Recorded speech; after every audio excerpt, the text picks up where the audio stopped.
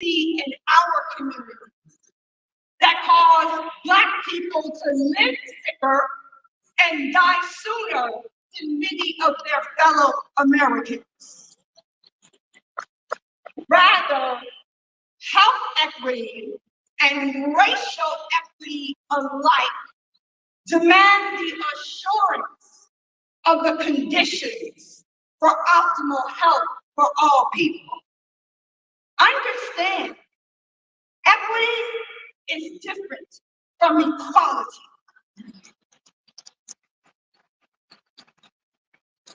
Because equity involves custom-made tools and interventions that address specific and unique needs rooted in centuries of oppression or day-to-day structural, systemic, and socio-political barriers that shorten life expectancy and prevent people from thriving.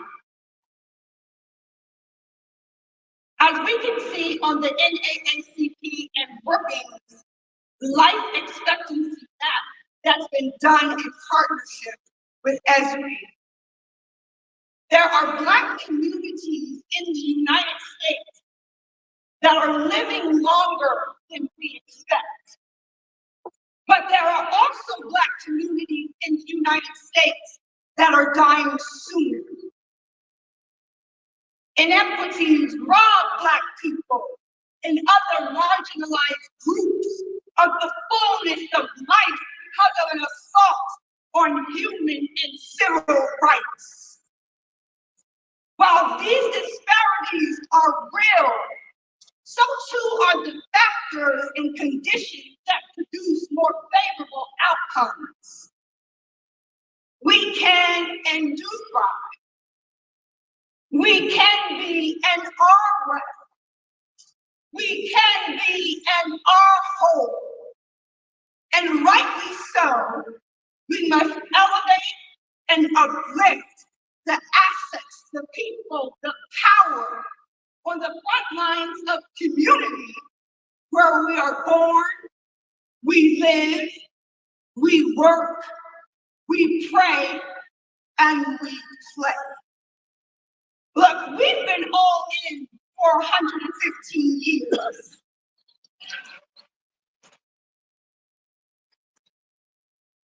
And we're going to remain all in as we demand our state in an equitable and inclusive society. And in that light, I'd like to introduce our very own difference maker, a notable thought leader and social justice advocate and change agent, all in for our community, all in for Americans, none other than Dr. Dwayne Proctor, chair of the Foundation Board and the National Health Committee. Dr. Proctor.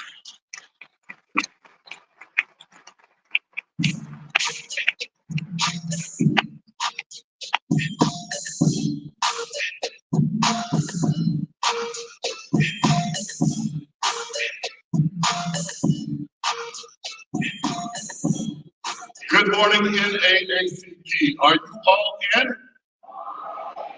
Are you all in? All in. We are all in.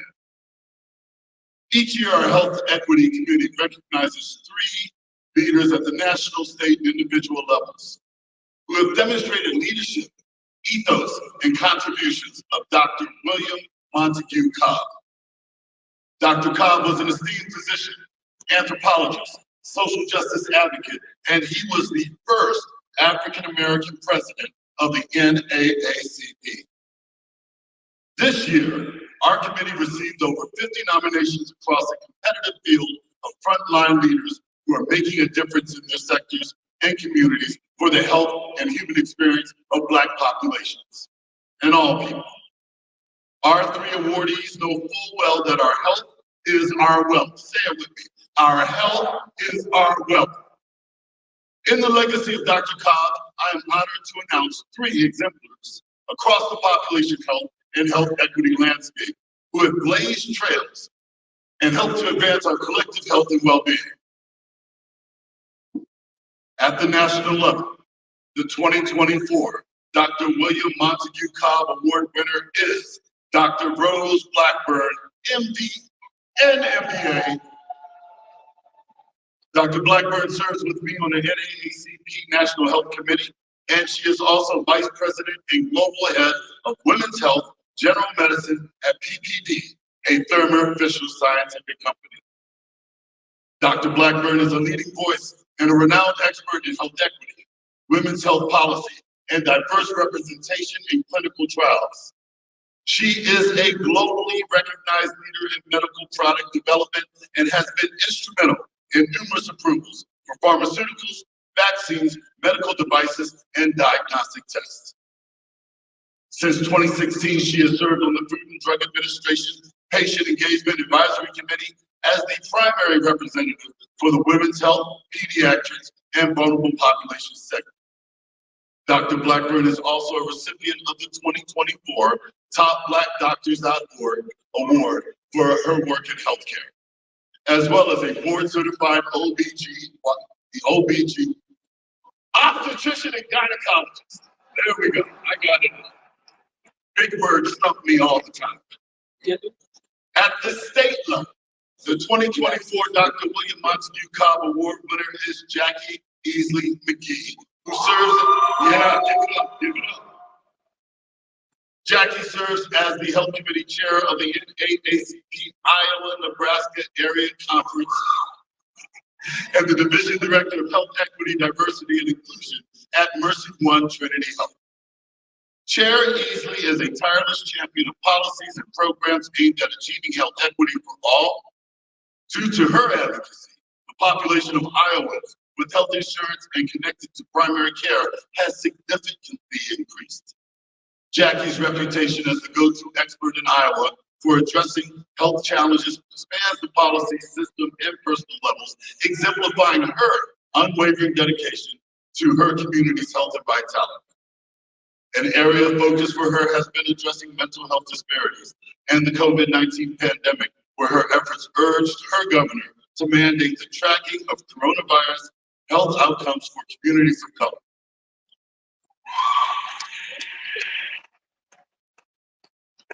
At the individual level, the 2024 Dr. William Montague Cobb Award winner is Dr. Thea James, who is a member of the NAACP Boston branch and serves as the Vice President of Mission and Associate Chief Medical Officer and Co-Executive Director of Health Equity of the Health Equity Accelerator at Boston Medical Center.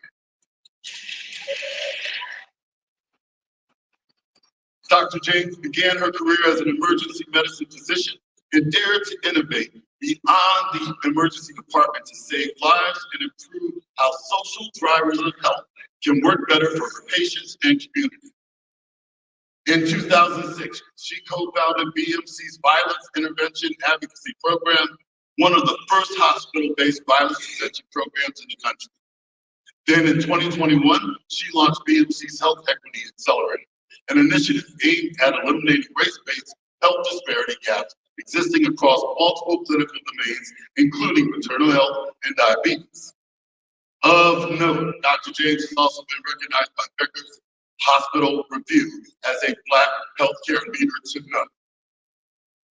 On behalf of the NAACP National Health Committee and Center for Health Equity, I introduce you to our 2024 William Montague Cobb Award winners, Dr. Rose Blackburn, Chair Jackie Easley McGee, and Dr. Thea James. Join me in this proud and singular moment as we celebrate and salute these impressive and extraordinary leaders and advocates. Congratulations all the way.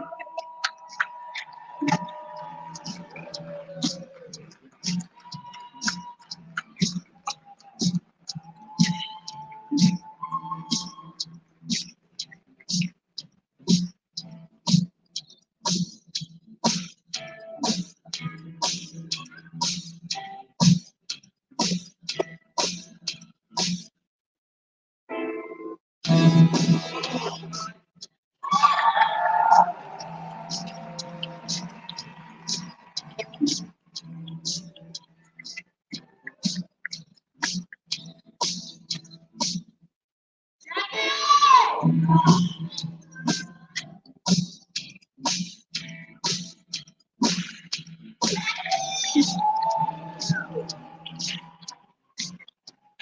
now, the civil rights warrior who represents the rights of fallen saints, Trayvon Martin, Ahmaud Arbery, Martin Lee Anderson, and Breonna Taylor. Please welcome attorney Benjamin Crump.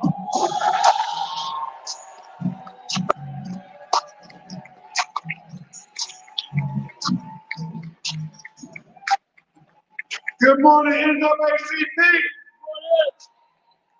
Are we all in? All in. All in.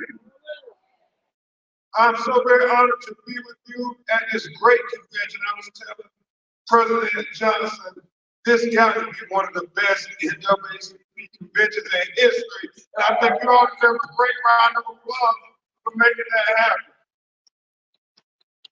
And really, you all are just doing tremendous things. I go all around the country fighting and out of courtrooms in a lot of cities, and your branch leadership, your presidents, like Scott X, like Mouse. I mean, y'all is incredible. Teresa Hayden, the things you all do for the unknown Trayvons and the unknown George Floyds. I can never say thank you enough, NAACP. Yeah. And y'all responsible leadership, your national leadership is stellar.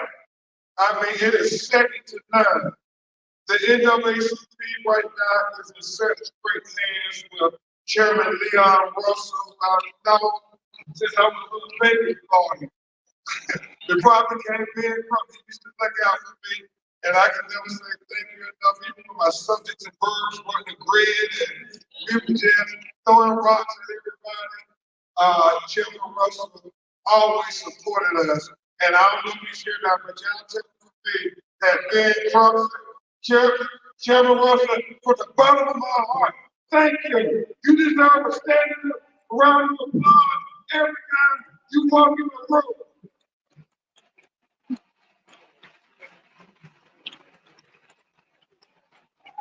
Absolutely. We can't give them enough flowers, y'all. And then to your president and CEO, Derek Johnson. I mean, yeah. Derek and I talk late at nights, early mornings when they kill the next black person that don't make the news and nobody's talking about them except the community. He always says, tell us, how can we help?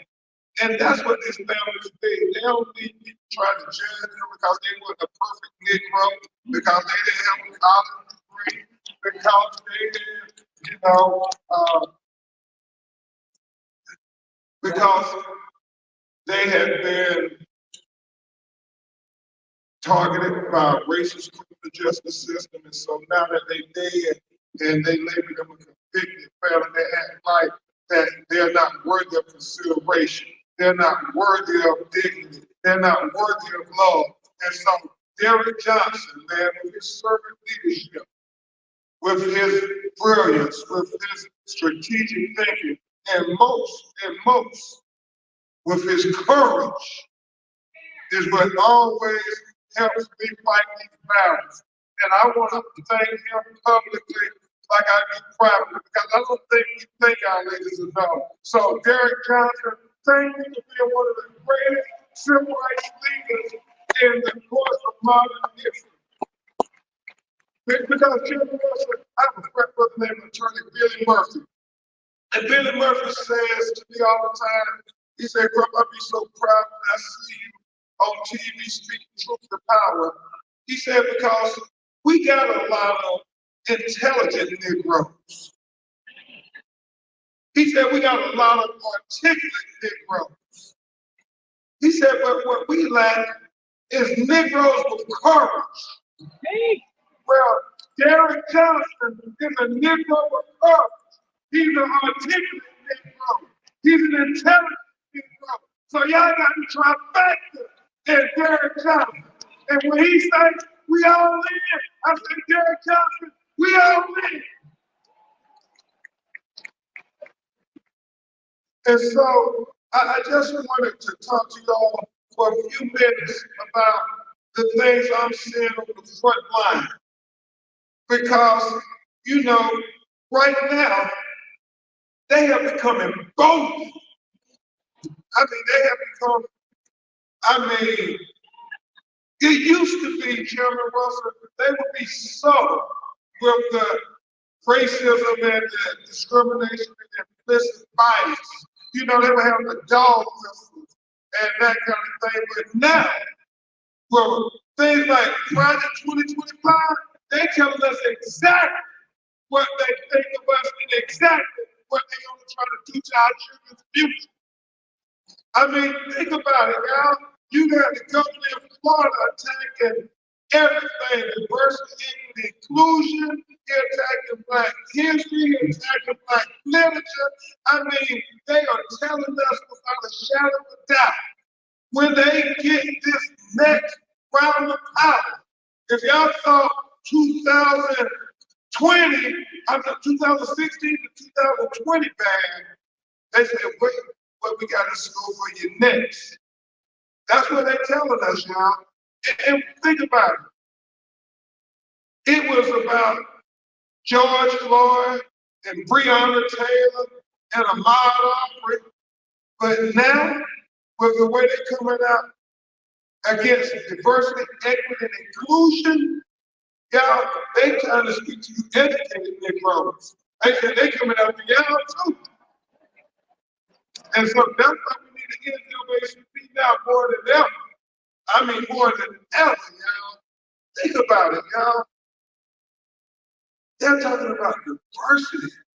They're attacking diversity in 2024. I never thought in my mind that we would be debating whether diversity was a good thing or not in 2024. Aaron Simone and the Fearless Fund, these Black women raised $100 million to be able to help Black women start businesses because they never are given a seat at the table.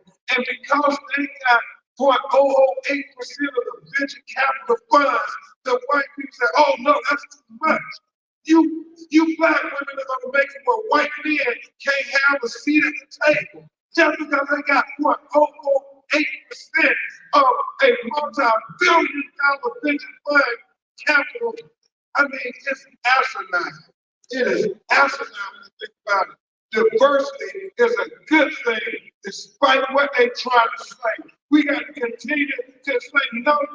Diversity, two heads are better than one. Having people from different backgrounds, different cultures, different life experiences, all sitting at the table is a good thing. Now more than ever, we got to speak truth to power.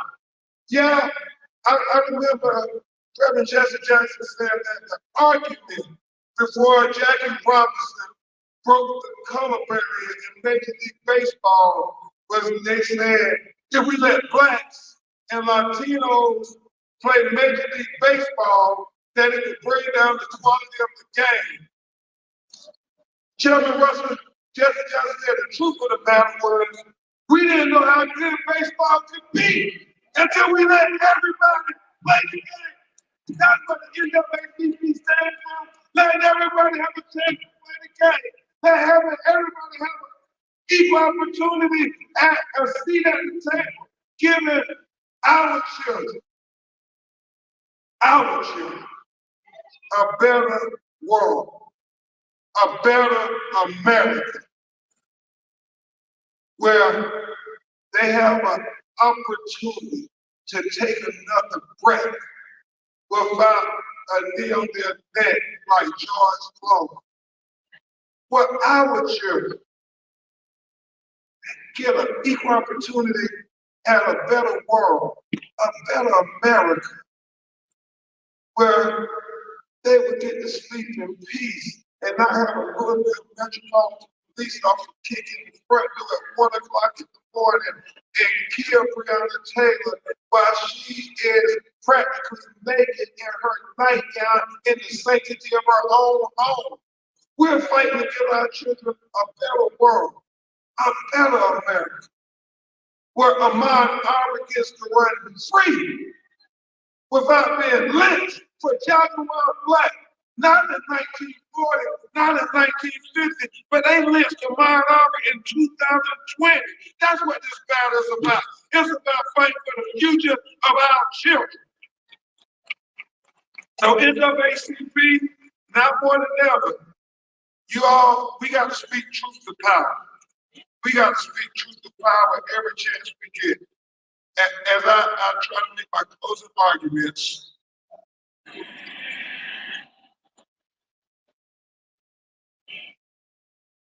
we have to speak truth to power. My grandmother said this, and sometimes Chairman Wilson, I get in trouble in courtrooms for speaking truth to power, you know.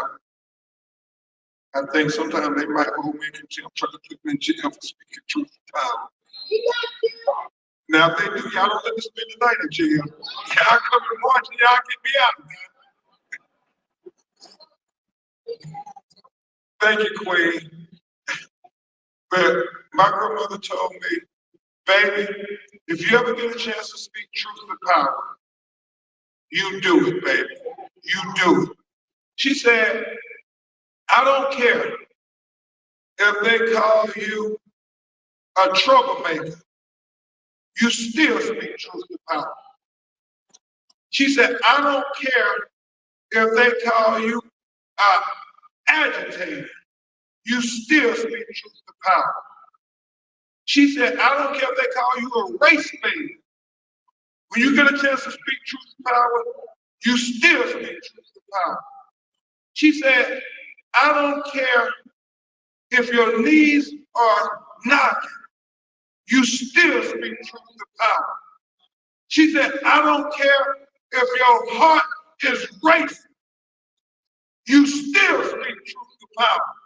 She said, I don't care if your voice is cracking, you still speak truth to power. She said, because too many of our ancestors sacrificed so much. She said, getting beat in cotton fields, getting raped, getting kidnapped, getting lynched, getting hung in trees, getting dogs attacked on them, having water hoses turned on them, getting up and catching early buses to go take care of other people's children.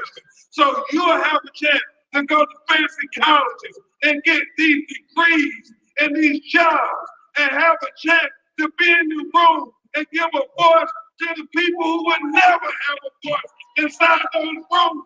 So when you get a chance to speak truth to power, you do it, baby. You do it. So NAACP, y'all continue to speak truth to power, even when they talk about it, even when they call you outside agitated, even when they say you race based, you still speak truth to power. Because right now, more than ever, Black people need a voice in the room. We need somebody to speak truth to power. We need Negroes who are all in. All in. All in. I rest my case.